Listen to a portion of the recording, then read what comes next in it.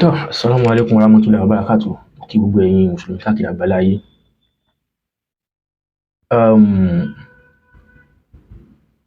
Pẹ̀lú bí àwọn èèyàn ṣe ń jáde lọ́tùn lósì tán bẹ̀rẹ̀ sí ń sọ̀rọ̀ sí Sheikh Sulaiman Farouk Oníkíjípà Al-Miskinu Billah Mufti Diyar fún gbogbo Ìlọrin. Wọ́n bẹ̀rẹ̀ sí ń sọ̀rọ̀ sí wọn lọ́tùn lósì. Ó pàṣẹ fún olórin, ó pàṣẹ fálágbe, kíní kan kò ṣe, ó yẹ̀yẹ́ alágbe ni, ó yẹ̀yẹ́ Sheikh Sulaiman ni, ó sì kíní kan ni, kò sí já àfà, kò sí kíní kan, kíní jẹ bẹ́ẹ̀. Àwọn tó wá pé ṣéwù kan lọ sọ ni, ọ̀wọ̀ láyé yóò gbà, kò sí ṣéwù yẹn. Tó bá yẹ ká sọ ọ̀rọ̀ fúnra wa, ẹ mọ̀ jẹ́ kò sí kíní, ẹ gbàgbé ẹ̀. Àkọ́kọ́ ni wípé ṣé Sheikh Sulaiman Farouk Oníkíjípà sáwọn ni wọ́n bí Alhaji Wasiu Ayinde ni? Sáwọn jẹ́ òbí ẹ̀ ni? Sáwọn ni wọ́n ń bọ̀ ni? Sáwọn ni wọ́n ṣe because kódà gan ọmọ tẹ́lẹ̀ mi gba mi gan tó ń bọ́ ọmọ mi sọ̀rọ̀ gan lẹ́yìn tọ́lú mi bí gan kò gbọ́.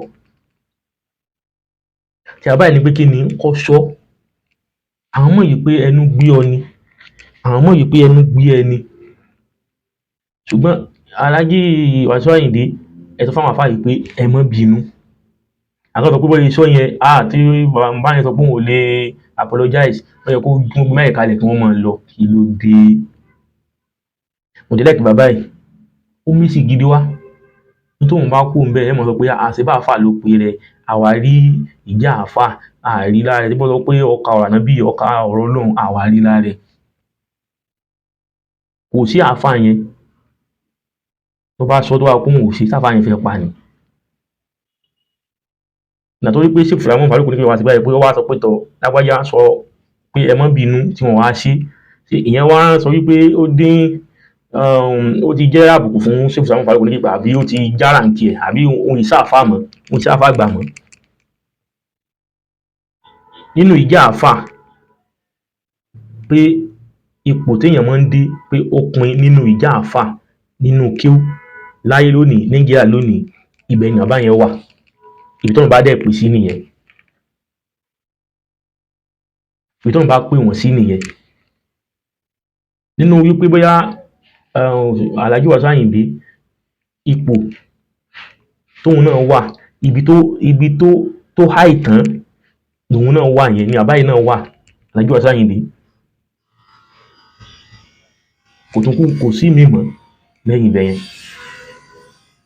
Bàbá yìí dẹ̀ bá a sọ pé Alhaji Wasiu Ayinde o, ẹ sọ pé yẹn àfà ẹ má bínú, ìyẹn ò tí wàá tó pé ó ti jára nkẹ̀ tá a pé ṣéwù kìíní kan lọ sọ láyé tá a pé ìmọ̀ sọ ìyẹn kan mọ̀ ṣẹlẹ̀, kò sí ìyẹn kan tí ó ṣẹlẹ̀, ẹyẹ jẹ́ àmọ́ tán ara wa jẹ́. Ọ̀dà ẹ jẹ́ ká wò nínú ọ̀rọ̀ tẹ́yìn àfà mọ́ fi ń kọ́ wa nínú Al-Qur'an Karim. Nọ́mà ká tó lọ síbẹ̀ yẹn, ẹ rí wípé nígbà tí Sheikh Sulaiman Farouk fẹ́ sọ̀rọ̀, ó ní àmọ̀ yìí pé ẹnu ló gbé yín, ó yá ẹ sọ pé ẹ má bínú. Alhaji Wasiu Ayinde tó sọ̀rọ̀ tó sọ pé kò sí òun pé òun jẹ̀bi, òun ò jẹ̀bi. Òun ní tẹ̀sán yìí pé òun ò ní tẹ̀sán pé òun bá àwọn àfà náà, òun kàn fi sọ̀rọ̀ ni. Àwọn pàmò fi sọ yẹn ó ti tàbùkù àwọn àfà, number one nìyẹn. Ẹ má jẹ́ kí ẹ̀yin wà nìyẹn. Àmọ́ òun ò lè sọ pé sorry tó pé kí ni òun ò jẹ̀bi. Ọlọ́run nìkan ló mọ ọkàn wọn, Ọlọ́run ló mọ àníyàn wọn. Rẹ̀ lómi nǹkan tó sọ pé lómi tó mọ̀ pé àwọn àfà lè Assalamu alaikum àfà tí wọ́n mọ̀ kún ẹ tí wọ́n gbé ẹ̀gẹ́ tó yẹ kí wọ́n mọ̀ sọ́lọ́ kẹ́gbé ẹ̀rí àfàdàgbàjà ẹ̀rí agbádànù ẹ̀rí kíní kan nìyẹn o.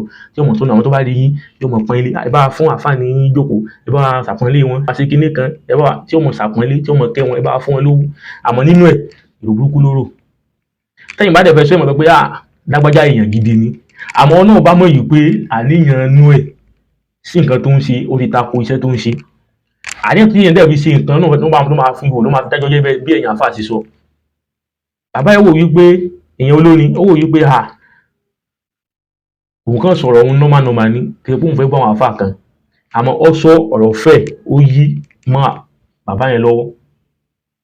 Torí gánú sí yẹn ọ̀rọ̀ èébú ni. Bọ̀ àṣà làwọn fi ń dá lọ́dọ̀ tí wọn. Bọ̀dọ̀ láìláìláìlá wọ́n gánú sí yẹn èébú ni. Náà bàbá yìí wá sọ wípé tọ̀ ẹ sọ pé sórí ẹ má bínú, wọ́n láwọn ò sọ. Ìyẹn ò jẹ́ tuntun. Ọ̀tọ̀ apá àfà kan ni kílẹ̀kìlì kan apá àfà àtàná ni àwọn àfà àtàná nígbà yẹn kì í ṣe bẹ́yìn àfà tòní sí ń ṣe àwọn àfà àtàná sí ń ṣe. àáfà àtàná ọ̀ya aṣọ àáfà ẹgbẹ́ ara wọn. Táàfà àtàná bá rí pé àáfà ẹgbẹ́ ara wọn ó ṣe mistake àbò ṣàṣìṣe, wọ́n á pè sí kọ̀rọ̀, wọ́n á sọ fún, wọ́n á bá wí ni. Ẹ̀yin àáfà tòní ẹ̀ ń ya aṣọ ara yín, ẹ̀ ń ya gbogbo ìmọ̀ra yín lára níta gbangba, kò wá sí àpọ́nlé mọ́. Táwọn ti gbà báyìí yẹ́bù social media ẹ bẹ̀rẹ̀ sí mọ́ láti àáfà yẹn, ẹ mọ̀ bu ẹni tẹ́ ẹ bú tẹ́lẹ̀ pé ẹ̀ ń ṣe correction fún tó máa gbọ́ correction yín. Bó làpọ́nlé ṣe fẹ́ wà bíi ti tàná? Àpọ́nlé ò lè sí.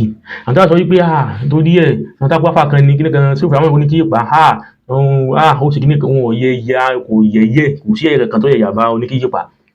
Ájúwà sáyìn ni kò yẹ̀yẹ́, kò tàbùkù ẹ̀, kò sí nǹkan tó ṣe fún wọn. Ó lóun ò lè sí ni wọn ò sì lè mú sí. Wọ́n lè sọ tí wọ́n lọ nínú Quran. Suratul Baqarah kan níyẹn ni verse 34. Nígbà tó náà bá ó pàṣẹ fáwọn mọ̀lẹ́kà yìí pé ẹ̀yin mọ̀lẹ́kà o, ẹ bá ò ẹ foríbalẹ̀ fún Ádámọ̀. Gbogbo wọn ló ṣe.